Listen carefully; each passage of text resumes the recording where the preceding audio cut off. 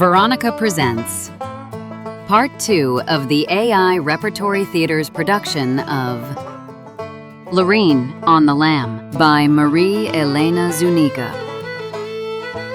After stealing Josh Montgomery's tour bus so she could get home to her dying mother, Loreen picked up Tilly, a runaway wife. When last we saw them, a cop car had pulled over in front of them. But first, let's return to events atop Big Gap Bluff.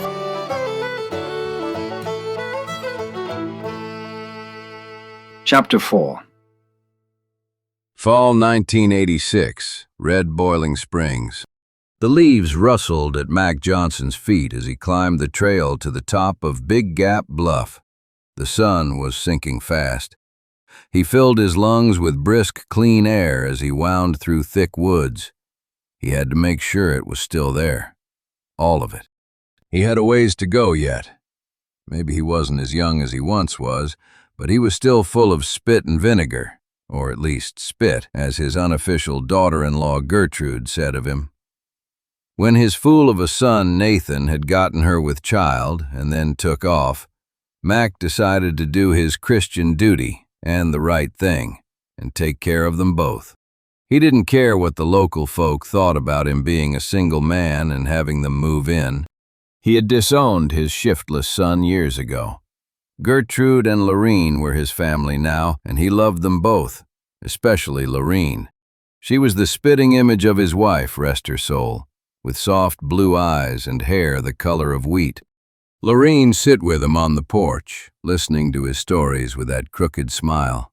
He wanted to make sure that child was always taken care of. Always. She was kin. Even more important, he wanted her to do the right thing, lead a good Christian life. Deep in thought, Mac jolted when he heard a noise behind him. He stopped. Silence. He continued walking when the sound of breaking twigs cut through the air. "All right. You can come out from there. I have my gun with me." A figure emerged from the shadows of the trees. Mac pointed his gun and kept it steady when he saw who it was. "You." The figure stood there, staring at him, wordless. "I told you to get and stay away. Nothing here for you. Nothing. You're barking up the wrong tree." "Don't think so. I told you what will happen if you don't show me where it is." "Ain't nothing for you here. Nothing. I've been telling you that. Now leave me be." Person seemed to be debating, then turned around and walked away. Mac took a deep breath, realizing what a close call this had been. He had to be more careful and decided he needed to make some plans. He walked down the steep hill, still clutching the gun and cursing his bad luck in being followed. It wouldn't happen again. He'd kill first.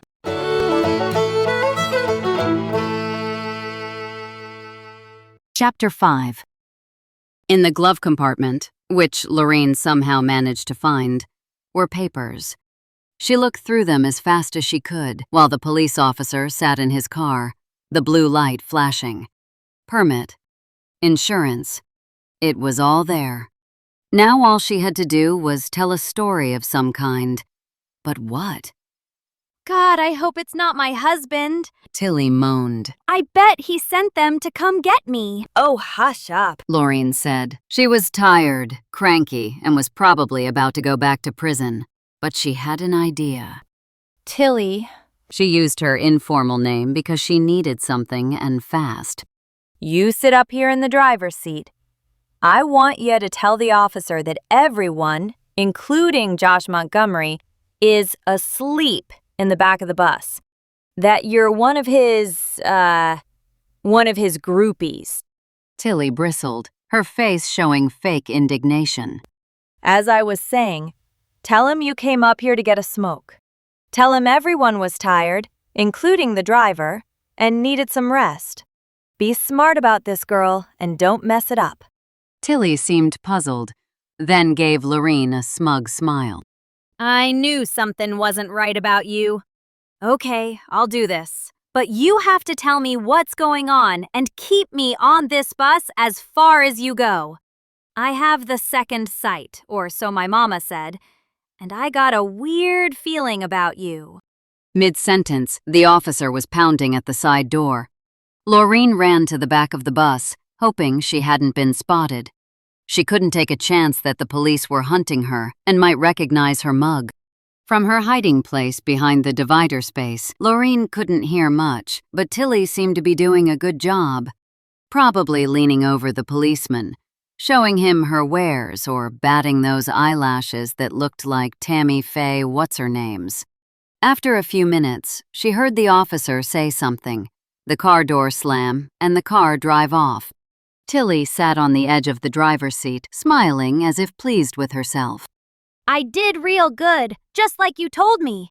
He said he didn't want to wake up a famous star like Montgomery, but thought it was odd his bus was parked on the shoulder of the road and just wanted to make sure everything was okay.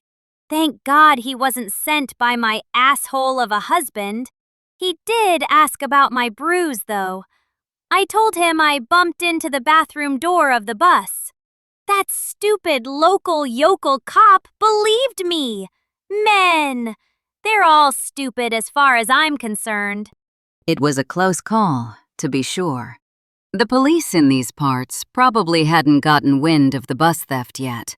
Still, the visit by the law was enough to make Loreen decide she needed to drive all night long. That way, no one would suspect anything. During the day, she'd hide the bus in places off the beaten path so no one could see it. What to do with Tilly was another matter. She owed her. Okay, now tell me what's up with you. Tilly said, lighting another cigarette. Like I said, I have ESPN or whatever they call it, and I knew right away you wasn't right somehow. Loreen shooed Tilly to the side bench and settled herself into the driver's seat. I'll tell you in the morning. Right now we have to keep driving until day's light. In the meantime, why don't you go back there and see if this danged bus has any kind of kitchen with coffee or food? Tilly crushed the cigarette on the floor with one of her flip-flops and let out an exhausted sigh with the last puff of smoke. Lordy, I am hungry. Let me see what I can find us. She returned a half-hour later, just as Loreen had crossed the Louisiana border. Something smelled good. Hey, maybe Tilly was worth keeping just for the cooking part. Whatever she rustled up was making her stomach growl. You would not believe what's on this bus. There's a kitchen back there bigger in my house. I made us some cheeseburgers and hot coffee. Loreen drove one-handed with the burger in the other, while Tilly started sharing her life story. It wasn't one Loreen wanted to hear, but she was a captive audience, so to speak. Seems the woman had been trying to drum up courage all her life to leave her SOB of a husband police chief. That day came when she learned he had been having a fling with the secretary at the courthouse, and the two were embezzling money from the highway department. She finally had leverage, but when she confronted him, he called her a variety of names, asking her who would believe a two-bit bimbo like her as opposed to him, a respected police officer, then walloped her. That's when she went running out the door and into the road. Through a stuffed mouth of burger, she asked, You ever want to run away like that? Just get away from it all? If she only knew, Loreen thought, focusing on the shadowy road ahead. I figure most of us do. What's that t-shirt saying I once saw? Life's a beach. Guess it is for most of us, but now that I done run off, what do I do? She asked, mostly to herself. I ain't got no money, no kin to turn to. Nobody but you. Loreen didn't need any self-adopted sister. But still, a tiny piece of her felt something she rarely felt. Compassion. She supposed some of her grandfather had rubbed off somewhere on her, and that was probably the part. Loreen knew what it was like to be treated poorly and to be abused by men.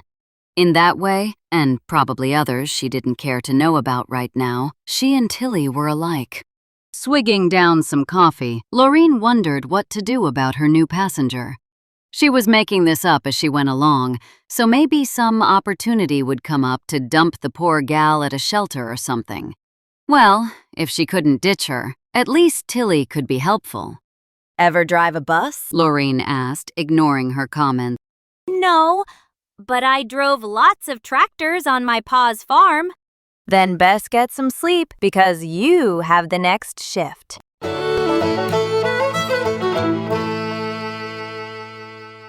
Chapter 6. Fall 1986. Red Boiling Springs. People thought Olivia McLoone was crazy. Perhaps it was her last name that lent credence to that belief, but she herself knew better. She was saner than most folks in these parts. Livy just let others think she was loony. That way she could keep her distance, and they would all let her be. Her brother Sammy was the only one who could put up with her, and Lord knows why he did. He could have married Sally Richards when he was younger.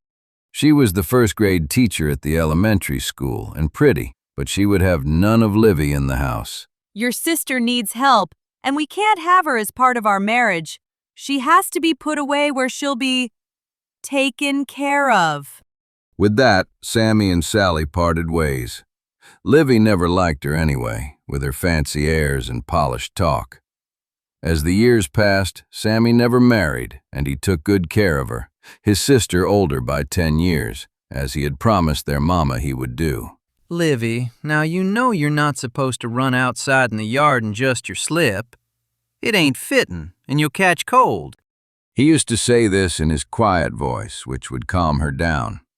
Lately he had been yelling at her more and more, though, saying he was going to put her away. He was especially put out when she'd use the phone. Livy, you can't be using the telephone all the time for no good reason, and calling any number you please, and telling 'em to come get you. We got that phone for emergencies. Her brother would pace as he said this, his voice high-pitched and angry, until she'd put the phone down.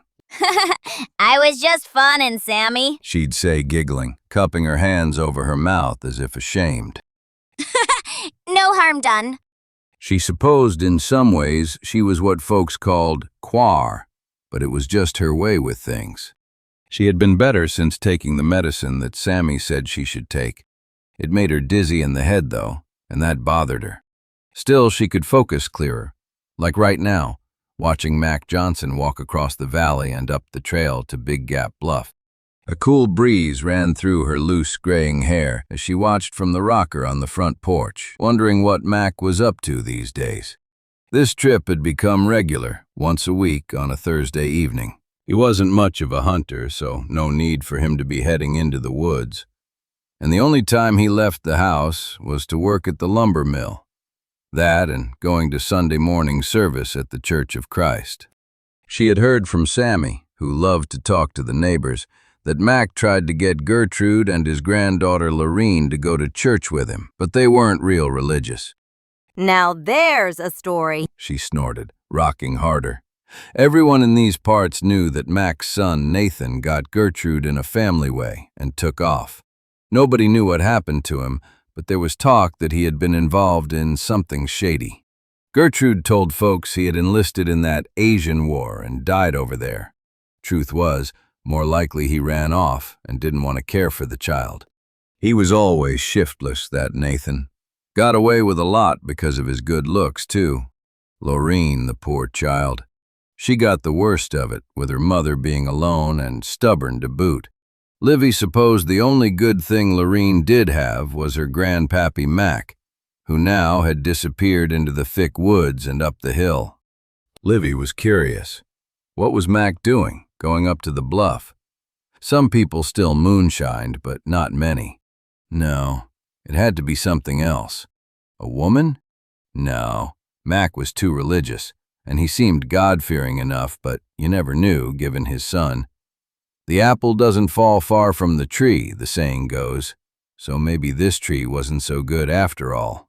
Next time Mac came through, she was going to follow him, she decided, although Sammy would be madder than an old wet hen if he found out. Still, she had to know. She promised herself to do it, rocking and rocking and rocking, until the sun set behind the hills.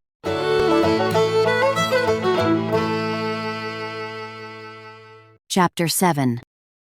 The bus kicked into gear with a lurch, and Loreen lost her balance. You sure you know how to drive this thing? She asked, holding on to the top of a nearby seat. Tilly adjusted the rearview mirror and shot Loreen a toothy smile. Shoot fire. Course I do. Just have to get used to how this gizmo works, that's all. Now you go on and get some sleep. And in the morning, we're gonna have a talk. Too tired to argue, Loreen wobbled down the long aisle, past the divider and into what she thought was paradise. She'd never seen anything like it. The first room looked like some kind of office, with a large desk. Walnut, she suspected, as she had learned about wood from her grandpa. And on it, a computer and all other kinds of gadgetry. Beyond it was the kitchen, with all the necessary appliances. Then the bathroom. She couldn't resist going there, and besides, she had to pee. She sat on the plush, cushiony seat and jumped off when it started playing a tune. One of Montgomery's hits. Your love keeps me going and going. Cute. The music stopped, and Loreen continued her business, taking in the nearby phone, the stacks of magazines, all girly, and a notepad by the sink that read, Make withdrawal at bank. B.S. Contract. Probably a music thing, Loreen reckoned. The bedroom took her breath away. It shimmered like Las Vegas with that Liberace look. The bed took up most of the width of the bus, covered with a purple satin bedspread with Montgomery's name stitched across it in gold and strewn with velvet throw pillows shaped like guitars. Loreen looked up at the ceiling mirror and grinned. She figured he must see lots of action on this bus, with his groupies and all. A big screen TV hung on a wall across from the bed, and a guitar was propped up on a stand in the corner. Dang, it was pretty. Like red marble with silver streaks running through the body, and frets that looked like pearl. Sitting on the edge of the bed, she picked it up and strummed. She never did learn to play, although she wanted to, hoping Ace Stewart would teach her. He had played in the local bluegrass band and had encouraged her. She figured it was an excuse to get close to her, but it never panned out. Especially after she bit him and then he started dating Rachel Goodlove, the little tart. Loreen stretched out across the bed and groaned. What a crazy day. Breaking free from prison and stealing this bus. She wondered if the police knew yet the bus was missing. If Hezzy kept his mouth shut, they'd never know. That is until Montgomery's people came looking. Heck, Montgomery probably had a whole stable full of buses at his beck and call. What was one lousy little old missing bus? Still, she was missing, and she reckoned the great state of Texas wasn't real thrilled with an escaped con on the loose. If they found out she had stolen the bus to escape, she'd be sent back to the slammer for sure. And she had to get to her mama. She turned on the TV to catch the news, but it was too late. Or too early. One or the other. She wanted to see if anybody had reported the stolen bus, but no luck. Some stupid infomercial droned on about exercise equipment, and as she half listened, her granddaddy's face flitted through her head for no apparent reason. His features showed his hard life, but behind that weather-worn skin was a gentle soul. She struggled with memory. The day he went missing off Big Gap Bluff and what had happened. But all she could recall was how exciting it was to be with Ace Stewart. Her mama had said all along that something wasn't right about her granddaddy, and how he fell off the face of the earth, much less the bluff that most folks suspected he had jumped from. And she had fretted about it. Now her mama was dying, saying her granddaddy's disappearance needed some kind of reckoning, and there was money to be had, something Loreen needed real bad right now. Ever since she had left home at 16, she had been dirt poor, flitting from man to man and place to place, and hadn't done much with her life. Once she left that blink in the road of red Boiling Springs, she thumbed rides straight to Nashville. It was a wonder to see, with its bright lights, Batman building, and musicians carrying round guitars. First, she had bartended and waitressed in the joints along Printer's Alley. When she got fired for bad behavior, flirting with them cute country singers and not waiting on customers. She started working as a cashier at a Walmart, until she was caught taking money from the till. Needing cash, she started her career as a petty thief, robbing whatever person, place, or thing she could. Not that she was proud of it, but a gal had to survive. Then she ended up in Houston because of old what's-his-name, and added to her list of crimes by stealing that damned hearse. She was finally paroled, and then managed to end up in prison again for sticking up one of them mom-and-pop stores. Not to her liking, but she had no money and was wasting away. Loreen sighed, thinking of the misery she had made of her life. Too late to change now. She wondered what her God-fearing grandpa would have said about her bad deeds had he not gone missing. Her eyes felt heavy, and she let out a long yawn. Next thing she knew, light was dancing on her face, pushing its way around the edges of a curtained window. Loreen pried open both eyes and jolted up, trying to remember where she was, then ran to the front of the bus. Tilly was still in the driver's seat, singing loudly and out of key to some country song on the radio. An orange glow was edging the far-off horizon. What time was it? Loreen's sense of everything felt messed up. We gotta get off now. Here, let me take over. Tilly looked at her as if she was out of her head. But I'm doing good. We just crossed the Arkansas state line. It's daylight and we gotta get off the road. A place they can't find us. Tilly glared at her in the rearview mirror. What are you, some kind of danged vampire that's gotta get out of the light? And who's gonna find us other than my husband? Loreen ran a hand over her still sleepy face, then looked out ahead at the isolated country blacktop. Turn off the first side road you see. Okay, you're the boss, Tilly said with an indignant sniff. After a few miles, she drove down a graveled road, flanked by thick trees. The bus bumped and groaned, passing an occasional shack or trailer tucked into the woods.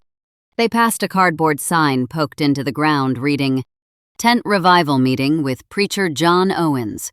This Sunday only. Come and be saved."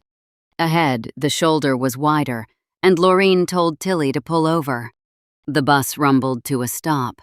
The only noise was the caw of an occasional crow. Everything else was downright still. It unnerved Loreen, who suddenly felt alone despite Tilly's ever-bubbling presence. This should do, Loreen said, finally sitting down. Tilly stood up and turned to her, hands on hips. All right now. Tell me who you're running away from. I bet it's the law, ain't it? Loreen nodded, figuring there was no sense in lying at this point. Tilly smirked. Well, well, well. What a coincidence in this world. We both are running from the law, but for different reasons. So, what did you do? Like you said before, Tilly, it's a long story. Tilly stood up and rearranged her bosoms in her top and grinned. Well, we got plenty of time. Let me make us some coffee, and I want to hear all about it. After all, you're my best and only friend, and I just love girl talk. With that, Tilly disappeared. Her butt, wedged into skin-tight Daisy Duke shorts, wiggling down the aisle.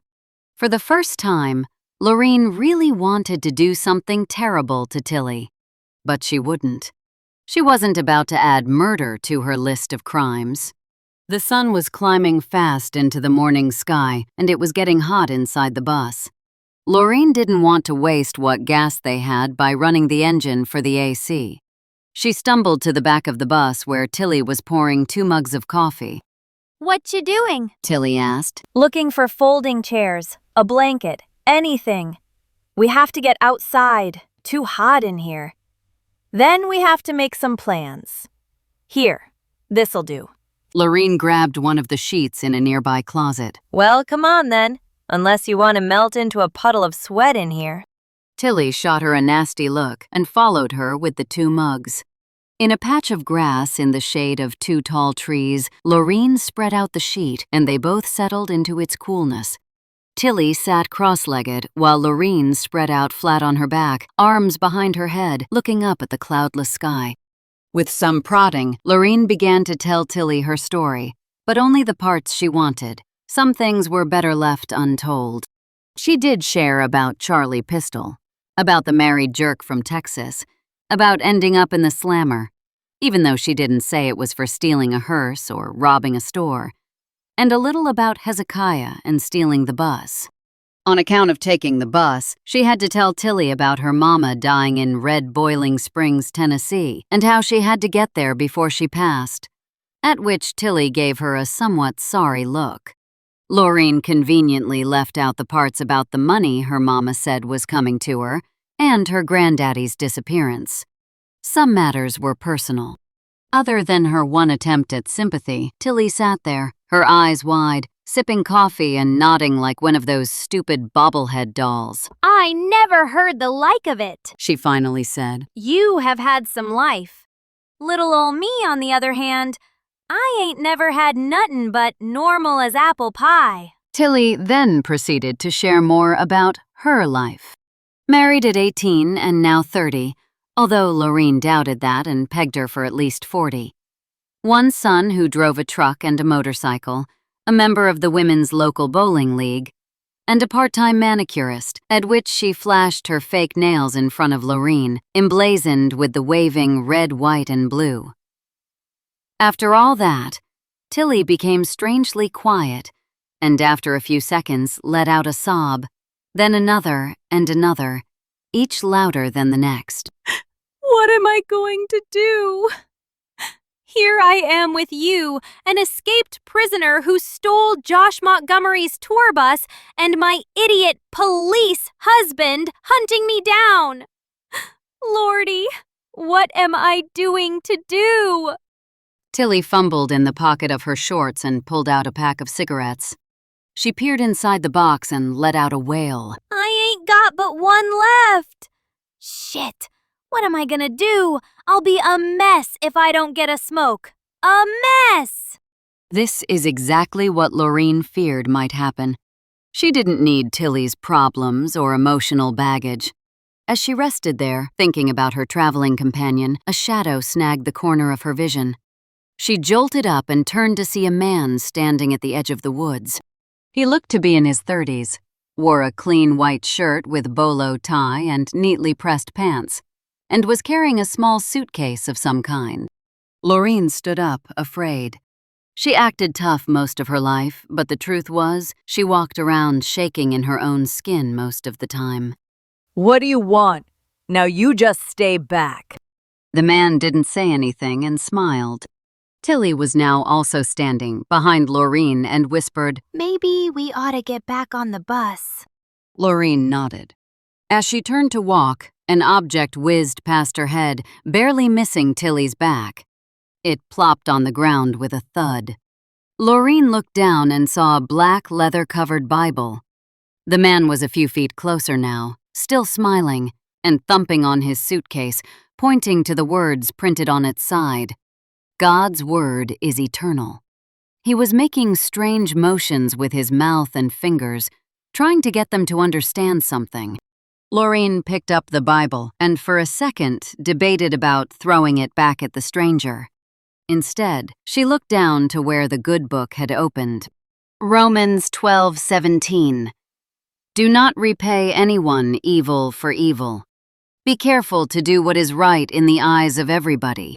It felt like some kind of direct sign from God, as the man still stood there, all 5 feet of him, smiling with his big horse teeth.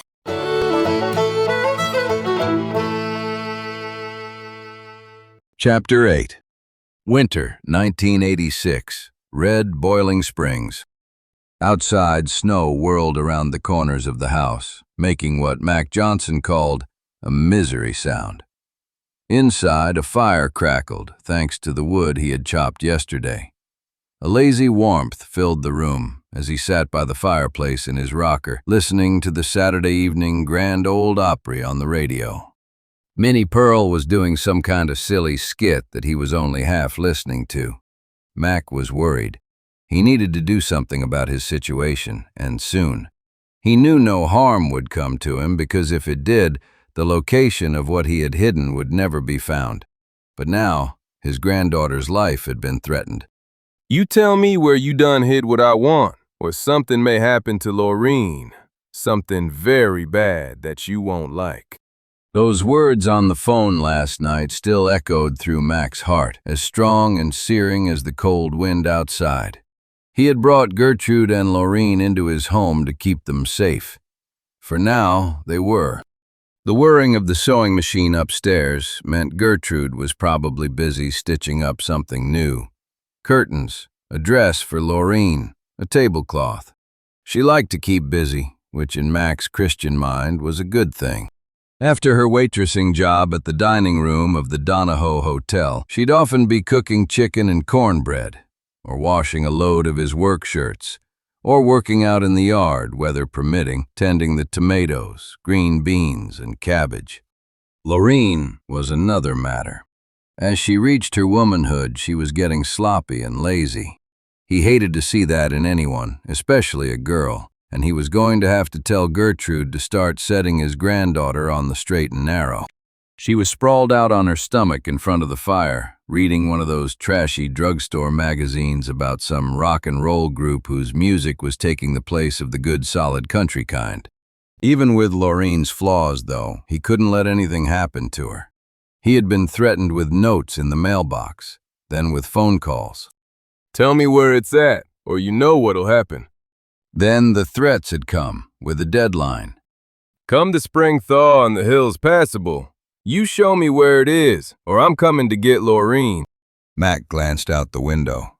The snow was thick now, gathering into the corners of the panes. Since the weather had turned bad the last couple of months, he hadn't been able to take his weekly trip over to Big Gap Bluff. He didn't want anyone else going there, especially the one who had followed him there a few times. It was troublesome, but he had to sit tight, be patient.